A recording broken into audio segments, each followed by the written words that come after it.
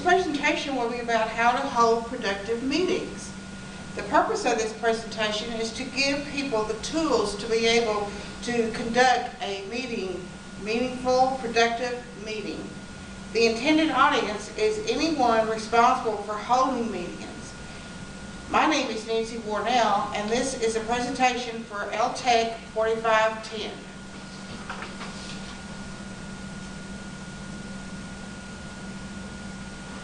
So what are we going to talk about today?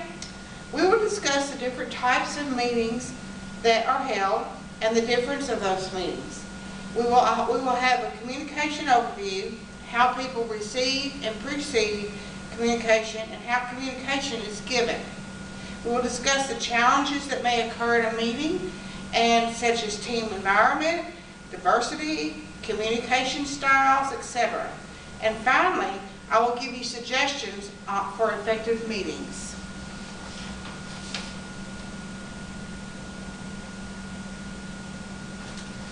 Types of meetings. There are different types of meetings. There's two-way, which is here and here, face-to-face. Those would be those that are in person, a traditional group meeting, videos, or teleconferences. Then you have two-way, not face-to-face. And that would be a phone call, a voicemail message, a text message. Then you have the one-way, which is not face-to-face. That would be a letter, a memorandum, a report or proposal, electron mail, instant messaging, web page, blog, or wiki. But we today will primarily be discussing the traditional group meeting. Now the differences between a two-way face-to-face, two-way not face-to-face, and then the one-way not face-to-face is on a one-way not face-to-face, you can't respond. You have to respond in the way that you got your information. There's not a way to immediately respond by speaking. There's no words spoken.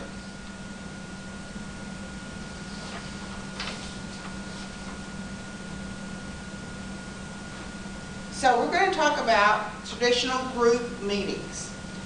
As mentioned, a group meeting is a meeting with two or more people, and communication is the key to having a productive meeting.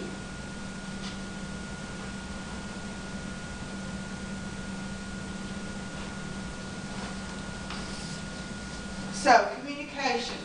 As you see, this slide is centered, but it's kind of out of, it's not pretty slide because communication is not a pretty system. Let me explain how communication works. So you have a sender, that would be me, and I have all these ideas, these feelings, the values, the attitudes, perceptions, experiences built within myself. And I am going to send out a message, and it's going to go through a perceptual filter. That's going to be my tone and how what I say comes out. And it's going to go to a communication mode, which is how I say it verbal, my nonverbal communication, and how am I standing, how am I doing this, or am I just standing here? And it's going to go through transmission. This is transmission. Transmission is the halfway point before you get to the receiver. So now it's going to go back to a mode station. So what the mode is that I send it, the person receiving it, they have their own mode. I'm looking at their body language. Are they standing like this, or are they standing like this, or like this? And then it goes through their perceptual filters. They're listening to how I say it. Now, I may have said something that I thought was great, but their perception of what I said may be that my tone was off a little, and they're real defensive. And then it goes to them, and they have their own ideas and feelings and values, attitudes, perceptions, and so they carry that in how they receive the information. Now, I know that's a lot of steps, but it's basically from here to here everything gets in the way of what is being said. My tone, my stance, all my feelings and all my whole life is in me and how I say something. The same thing for the receiver. When the receiver receives the message, their whole life is in them, and they may receive it different than what you wanted them to. So communication is a very hard thing to do and get it right.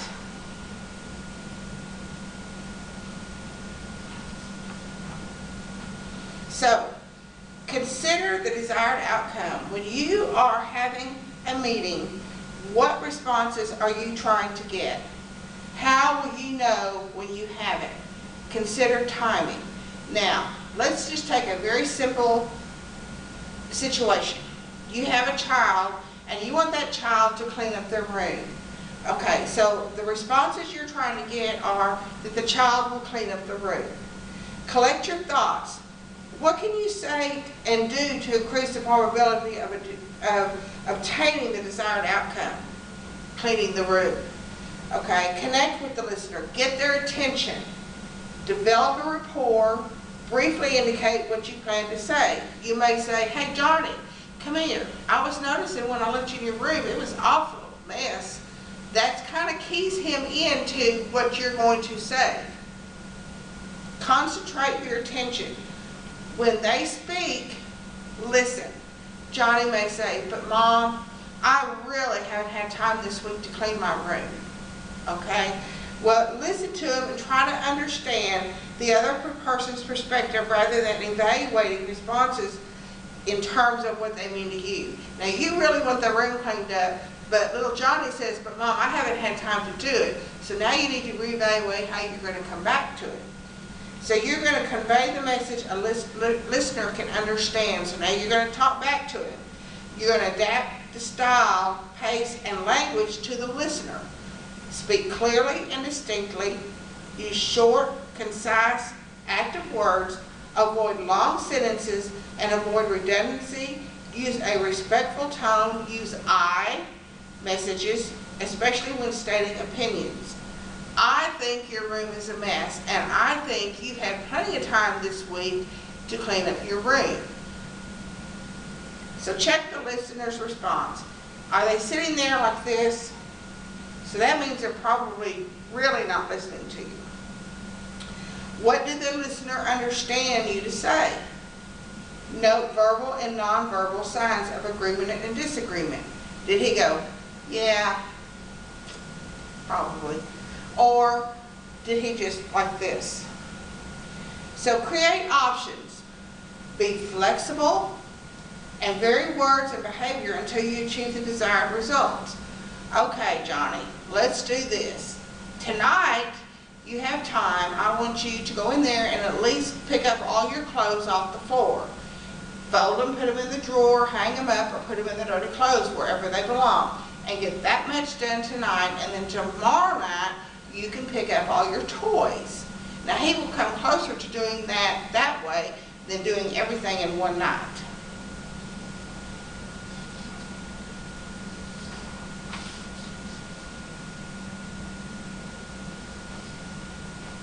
Active listening skills.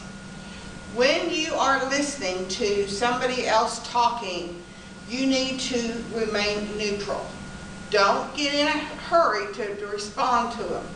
You need not to agree or disagree, criticize, advise, or evaluate. You need to give your complete attention and demonstrate you are listening through positive, nonverbal communication.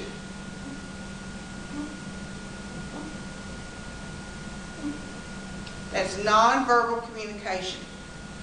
Ask about the speaker's statement. Dig for details, examples, and explanations. Ask how the speaker feels about the facts or incidences to uncover reasons behind the speaker's thinking. Ask suppose questions to introduce a new idea and bring up an overlooked point. Encourage the speaker to continue. Seek clarification. Make sure you understand what is being said and let the speaker know that you understand what is being said.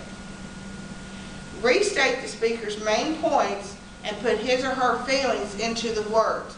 Now, someone may be talking to you about something and they may have a passion for it. You may not have that passion, but when you relay the message back to them, put that passion in your words. Let them know that you really understand that they are really passionate about whatever they're talking about.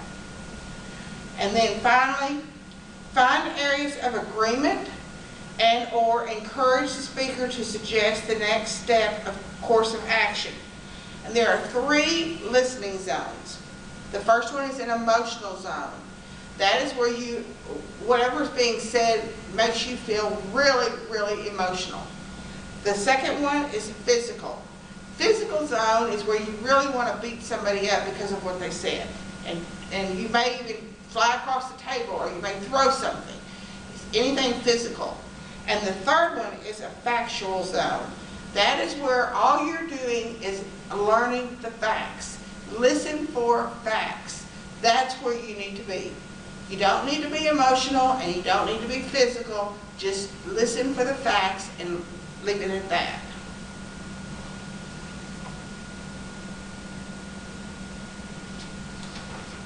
So some of the challenges that may occur. Ask yourself why you are preparing a meeting and what do you hope to accomplish? What is the purpose of the meeting? What outcome are you trying to achieve? When you put together an agenda for a meeting, hand it out prior to the meeting. Let the participants read the agenda and know what's going to happen at the meeting. They will have time to look at it and not be broadsided in a meeting. You will also get more feedback from them if you give it out prior to the meeting. Individual differences in perception account for the varied and sometimes conflicting reports given by eyewitnesses to the same account. If you had 3 people that witnessed a wreck, 3 people would have their own version of what happened to the wreck. That's the perceptual differences. Perception of reality is limited by previous experience and our attitudes toward the sender of the message.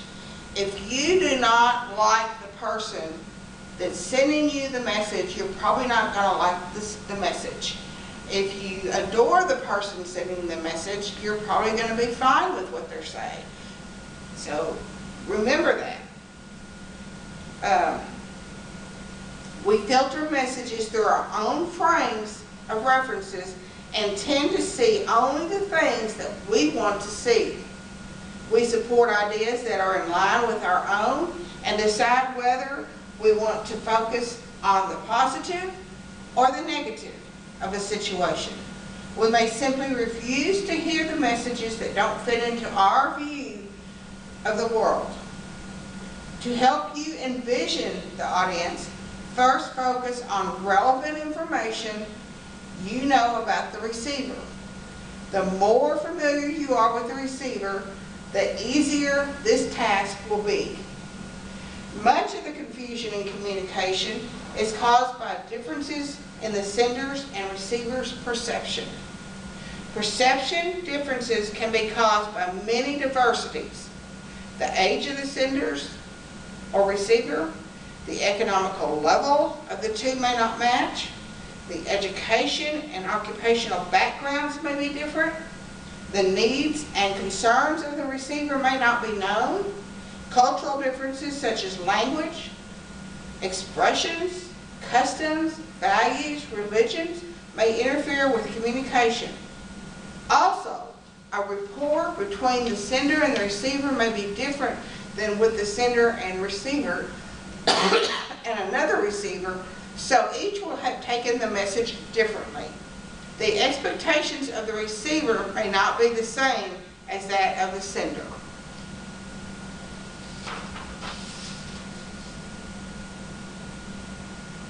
So, some suggestions for productive meetings.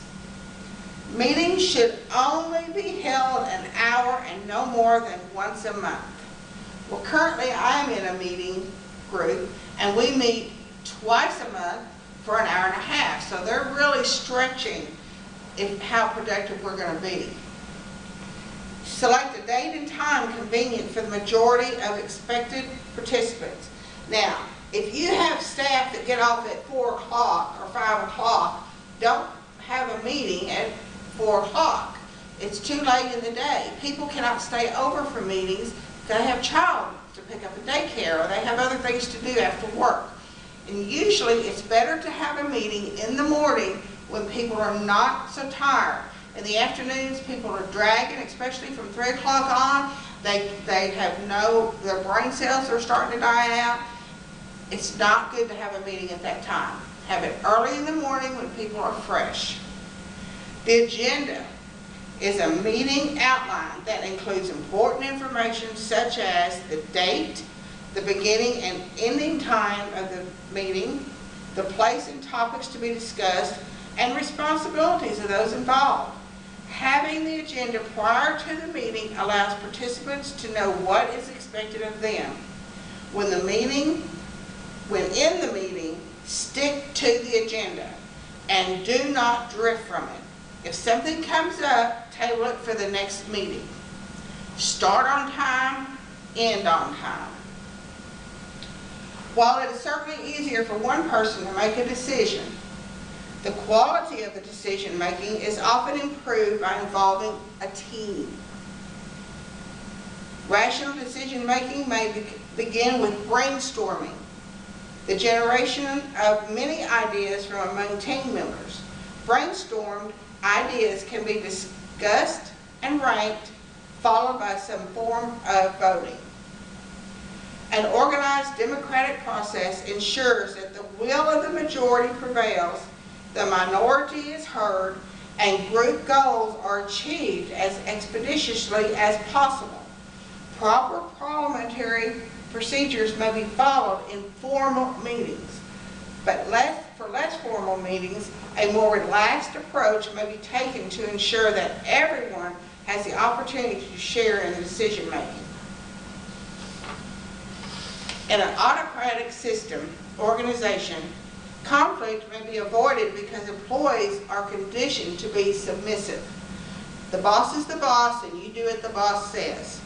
Such an environment, however, leads to smoldering resentment. On the other hand, conflict is a normal part of any team effort and can lead to creative discussions and superior outcomes. Maintaining focus on issues and not personalities helps ensure that conflict is productive rather than destructive. While unanimous agreement on decisions is an optimal outcome, total agreement cannot always be achieved. Usually never is. Consensus represents the collective opinion of the group, or the informal rule that all team members can live with at least 70% of what is agreed upon them. And then the 30% that they don't agree with, they support anyway. Minutes provide a concise record of meeting actions. They ensure the tracking and following of issues from previous meetings and assist in the implementation of previously reached decisions.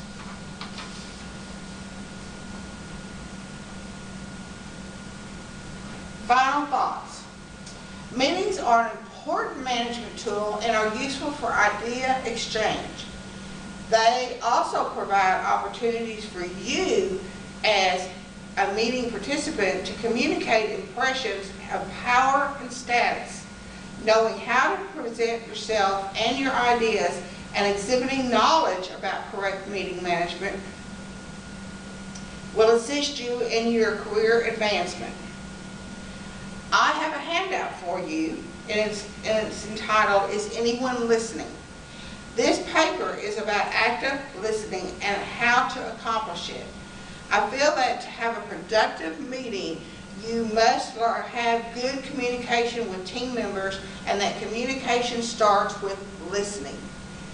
This handout will give you tips on how to become a really good active listener and what you will get out of listening and how it will help you in more than just meetings. Thank you for coming and good luck in having a productive meeting.